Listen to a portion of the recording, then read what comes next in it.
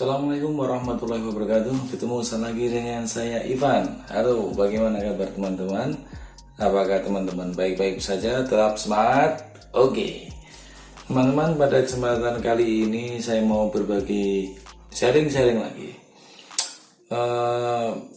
Informasi soal pendaftaran CPNS 2021 kemungkinan akan mundur lagi karena sampai April di website sscasn.bkn.go.id belum kita dapatkan informasi formasi maupun lowongan untuk CPNS 2021. Namun meskipun demikian, teman-teman yang sudah memiliki niat yang kuat untuk mendaftarkan diri dalam seleksi CPNS tahun ini, alangkah baiknya untuk memahami beberapa persyaratan agar nanti saat pendaftaran dibuka tinggal memilih, tinggal menentukan, menimbang, kemudian melakukan pendaftaran dan mengisikan syarat-syarat yang diperlukan. Nah, apa saja syarat yang diperlukan? Kalau syarat untuk pendaftaran CPNS tahun ini tidak beda dengan 2019. Yang pertama adalah kartu keluarga. Yang kedua adalah KTP, kartu tanda penduduk. Kemudian adalah ijazah sesuai kualifikasi pendidikan teman-teman. Yang keempat adalah transkrip nilai. Kemudian ada foto, biasanya backgroundnya warna merah, pas foto gitu. Kemudian ada dokumen lain sesuai kebutuhan instansi. Nah, karena sekarang belum dibuka pendaftarannya, teman-teman sudah bisa mulai mencicil untuk persiapan pendaftaran. Scan saja KTP, KK, ijazah, dan transkrip nilai. Juga siapkan pas foto dengan background warna merah. Nanti saat melakukan pendaftaran semua itu sudah siap dan tinggal di-upload di website sscasn.bkn.go.id. Jadi teman-teman ini disiapkan saja dulu sehingga nanti persiapan waktu yang ada bisa teman-teman gunakan untuk persiapan yang lain, misalnya untuk persiapan tes seleksi kemampuan dasar. Nah, bagi yang baru pertama kali ikut pendaftaran CPNS, alangkah baiknya kalau teman-teman mengetahui juga bagaimana sih alur pendaftaran itu, sehingga nanti saat pendaftaran dibuka teman-teman tidak kebingungan. Yang pertama, yang sedang semuanya menunggu adalah pengumuman formasi. Formasi artinya ada berapa di daerah mana atau instansi apa membutuhkan pegawai dengan spesifikasi apa, itu formasi. Menurut informasi yang saya dapatkan ada sekitar 180.000 formasi CPNS di daerah, itu baru daerahnya. Kemudian nanti ada yang paling banyak itu PPPK untuk guru, itu nanti sekitar 1 juta orang atau formasi. Nah, nanti kita tunggu bersama kapan pemerintah atau BKN akan mengumumkan secara resmi soal formasi ini. Yang kedua, setelah formasi nanti diumumkan melalui website, kemudian teman-teman melakukan pendaftaran. Pendaftaran ini biasanya memakai KTP atau KK untuk bisa login, jadi harus daftar dulu pakai KTP KK, nanti masuk jadi punya akun di situ. Nanti setelah pendaftaran, dalam pendaftaran itu nanti masukkan berkas-berkas yang tadi seharusnya teman-teman persiapkan tadi seperti KTP KK, ijazah dan sebagainya. Lalu nanti ada waktu, ada informasi, misalnya ada time schedule-nya untuk verifikasi berkas apakah lolos atau tidak, nanti dari BKN akan melakukan itu. Nah, selama verifikasi berkas berlangsung itu nanti juga pendaftaran akan ditutup. Jadi Kalau pendaftaran tanggal 1 sampai 30, bisa saja nanti verifikasi mulai tanggal 5 atau tanggal 6. Jadi terus daftar verifikasi terus begitu. Dan nanti pendaftaran ditutup. Setelah itu nanti setelah pendaftaran terus nanti ada penutupan verifikasi sampai kapan verifikasi berlangsung. Selanjutnya adalah pengumuman hasil seleksi administrasi. Jadi karena berkas-berkas yang diunggah tadi yang sudah di-scan tadi itu termasuk syarat untuk lolos ke tahap selanjutnya atau lolos untuk tes seleksi administrasi. Maka jangan sampai teman-teman konyol dengan misalnya syaratnya kurang atau syarat tidak sesuai yang diperlukan. Jangan sampai melakukan hal itu jika memang punya niat kuat untuk ikut dalam seleksi CPNS 2021. Kemudian setelah pengumuman seleksi administrasi itu ada masa sanggah. Masa sanggah ini biasanya diberikan kepada pendaftar yang tidak lolos tapi tidak terima dan dia ingin misalnya melakukan peninjauan ulang dan sebagainya, namanya istilahnya sanggah. Kalau nanti kemudian ada pengumuman apakah sanggahannya itu diterima atau tidak. Kalau tidak tetap nggak lolos, kalau iya mungkin akan masuk menjadi salah satu peserta tes CPNS 2021. Selanjutnya akan ada pengumuman soal pelaksanaan seleksi kemampuan dasar. Nah, seleksi kemampuan dasar ini biasanya dilakukan bekerjasama dengan beberapa daerah atau instansi. Misalnya kalau di wilayah ex-Karesidenan Kedu misalnya lokasinya di Kota Magelang. Kemudian yang ex-Karesidenan Surakarta misalnya bisa di Karanganyar atau Universitas 11 Maret UNS Solo. Nah, nanti akan ada pengumuman soal pelaksanaan SKD atau seleksi kemampuan dasar itu, di mana biasanya dengan dilakukan dekat dengan instansi yang dipilih. Kalau di Jakarta mungkin nanti bisa tesnya di Jakarta. Misalnya di kementerian bisa ikut tes di Jakarta atau di daerah. Nanti nunggu aja infonya.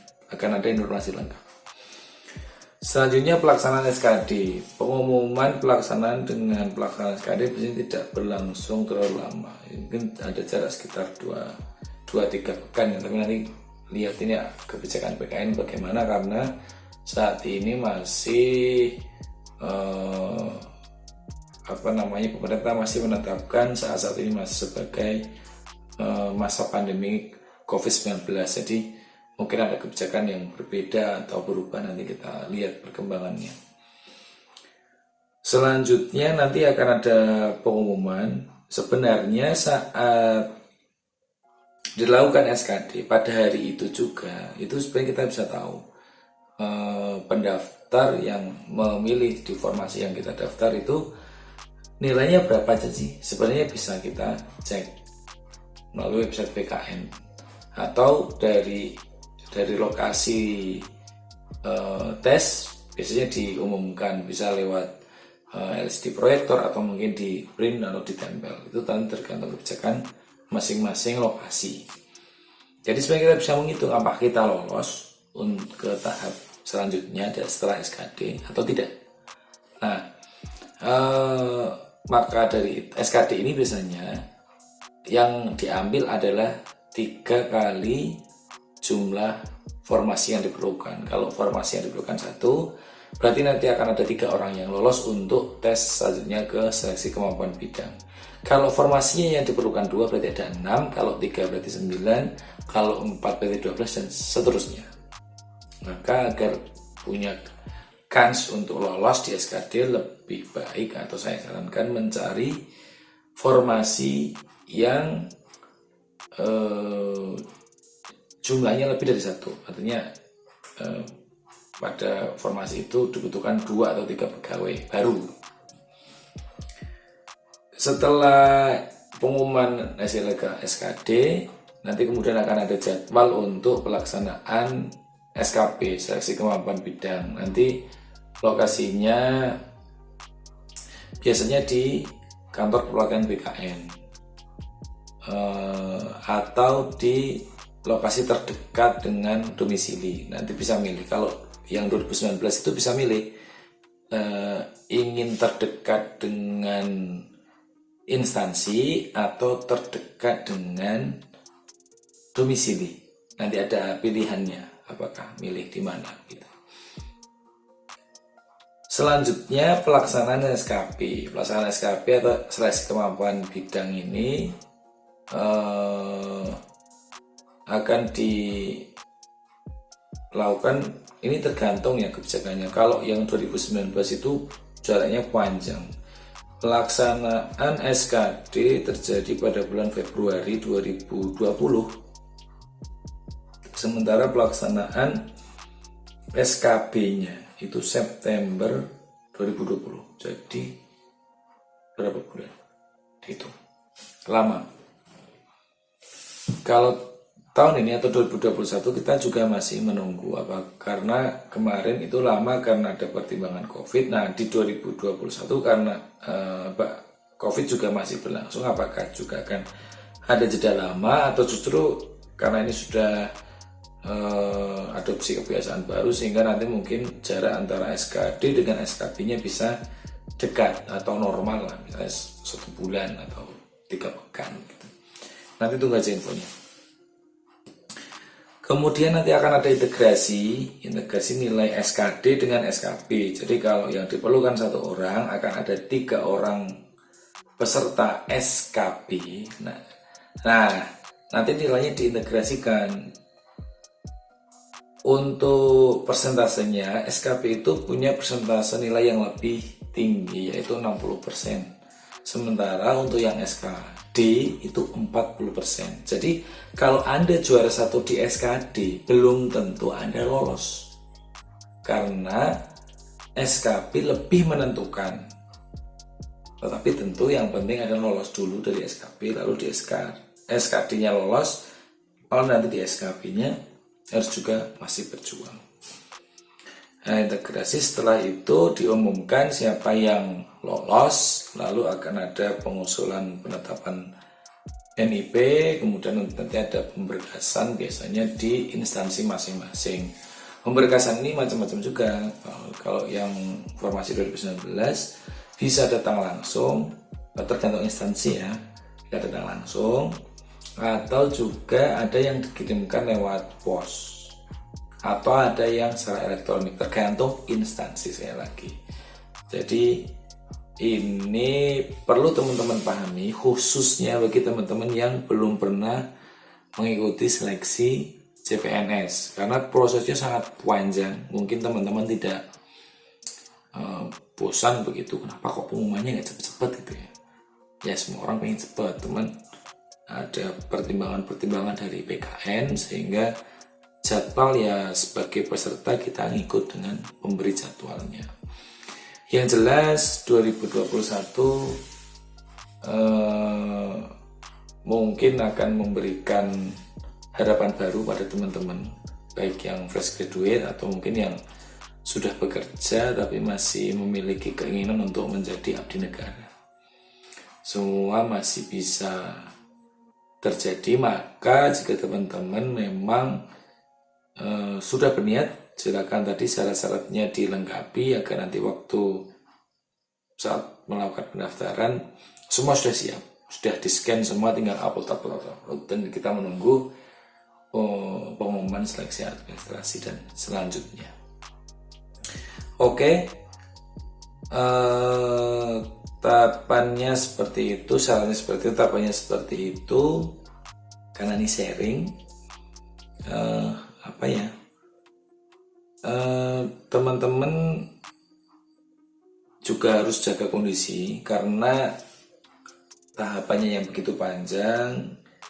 Kalau nanti saat jadwal berlangsung, jadwal SKB berlangsung dan kondisi fisik teman-teman sedang tidak sehat misalnya, itu bisa saja mempengaruhi performa atau kemampuan teman-teman untuk mengerjakan soal-soal ujian, atau mungkin nanti pas SKP juga begitu. Maka selama jeda waktu yang panjang ini teman-teman jangan sampai stres, keep calm, relax, feel free, pokoknya ya usaha maksimal tapi jangan menekan diri sehingga tidak terbebani dan bisa menjalani fase-fase atau tahapan-tahapan seleksi CPNS ini dengan lancar. Yang penting kan itu lancar, sehat, dan berdoa semoga nanti bisa diterima.